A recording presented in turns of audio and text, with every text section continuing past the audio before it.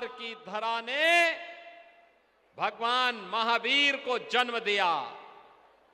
ये बिहार जिसने देश को पहला राष्ट्रपति दिया, बिहार जिसने लोकनायक जयप्रकाश नारायण को जन्म दिया, और बिहार की धरती जिसने जननायक कर्पूरी ठाकुर को जन्म दिया। ऐसी पावन धरा, जिस बिहार ने भारत के स्वर्ण युग को लाने का काम चंद्रगुप्त मौर्य और चाणक्य की जोड़ी ने भारत के स्वर्ण युग को लाने का कार्य किया हो, वह बिहार, आज उस बिहार में विधानसभा के चुनाव चल रहे हैं। बहनों और भाइयों, एनडीए को भी और महागठबंधन को भी आपने जांचा है, परखा है। बहनों और भाइयों, दोनों का अपना इतिहास है, अपनी कार्य पद्धति है। एनडीए मोदी जी के मार्गदर्शन और नेतृत्व में, बिहार के अंदर नीतीश बाबू के नेतृत्व में पिछले 20 वर्ष में सुशासन की सुदृढ़ नींव देने का काम की है। बिहार में बहनों और भाइयों, इन 20 वर्षों के अंदर बिहार के अंदर विकास और सुशासन की एक सुदृढ़ नींव स्थापित हुई है। आज बिहार के अंदर सड़क है, बिजली है, पानी है, बिहार के अंदर रेलवे की बेहतर कनेक्टिविटी है। आज बिहार के अंदर इनलैंड वाटरवे की सुविधा यानी जल मार्ग की सुविधा भी गंगा जी के ऊपर आ गई है, और अब पटना में मेट्रो का संचालन भी हो गया है। बहनों और भाइयों, आज के बिहार में एनआईटी भी है, आईआईटी भी है, आईएम भी है, एम्स भी है, इंजीनियरिंग कॉलेजेज और मेडिकल कॉलेजेज की एक लंबी श्रृंखला भी बिहार में है।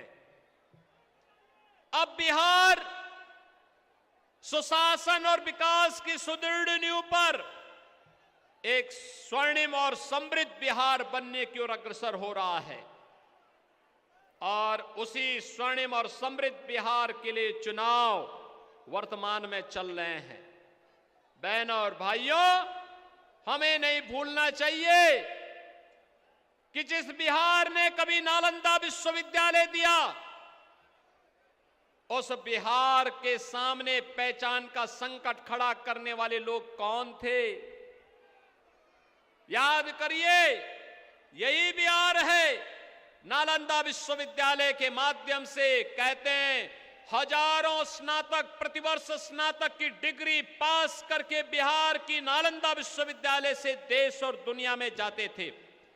लेकिन एक समय ऐसा भी आया जब बिहार में साक्षरता के पायदान पर, विकास के पायदान पर सबसे निचले पायदान पर बिहार चला गया। बिहार बीमारू हो गया। बिहार बीमारू हुआ तो भारत भी पिछड़ गया। बहनों और भाइयों, उसी बिहार में जंगल राज लाने वाले कौन लोग थे? बिहार के नौजवानों के सामने पहचान का संकट खड़ा करने वाले कौन लोग थे? नौजवान के सामने पहचान का संकट, बहन बेटियों के सामने सुरक्षा का संकट, व्यापारी के सामने अपने व्यापार और उद्यम को बचाने का संकट, अन्नदाता किसान प्लान करने के लिए मजबूर हुआ, और शेष जनता जनार्दन भूखमरी के कगार पर पहुंच गया। बहनों और भाइयों, अगर इस पाप का कोई भागीदार है तो भागीदार कोई और नहीं, ये कांग्रेस और आरजेडी ही इसका भागीदार है। और कांग्रेस और आरजेडी को सबक सिखाने के लिए, आपका आह्वान करने के लिए मैं आज आपके बीच आया हूं। बहनों और भाइयों, आरजेडी के समय में बिहार के अंदर 30,000 अपहरण हुए थे।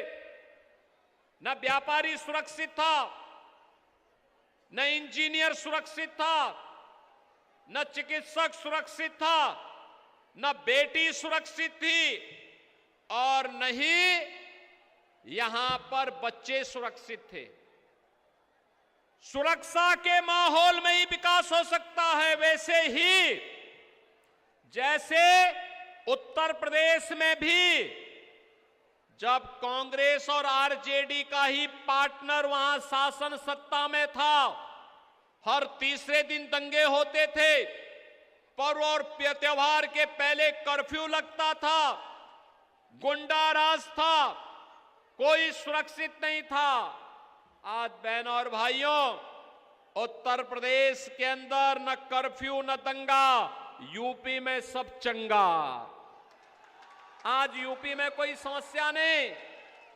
बहनों और भाइयों, वहां पर पहले से ही हमने बोल रखा है, अगर बेटी की सुरक्षा और व्यापारी की सुरक्षा में किसी ने सेंध लगाया तो मान करके चलो कि यमराज के घर का रास्ता उसका पक्का। अगर गरीब की जमीन पर कब्जा किया तो मान करके चलो कि बुलडोजर फिर तैयार है उसकी हड्डी पसली एक करने के लिए। और उत्तर प्रदेश में जितने भी दुर्दांत माफिया थे, इन सभी माफिया की संपत्ति को जब्त करके गरीबों की हवेली बना दी गई। वहां पर दंगा फसाद समाप्त, न कर्फ्यू है न दंगा है, यूपी में सब चंगा। और यही कहने के लिए मैं आया हूं, ये केवल एनडीए ही कर सकता है। आतंक से मुक्त, गुंडागिर्दी से मुक्त, अराजकता से मुक्त, विकास और सुशासन की सुदृढ़ नींव।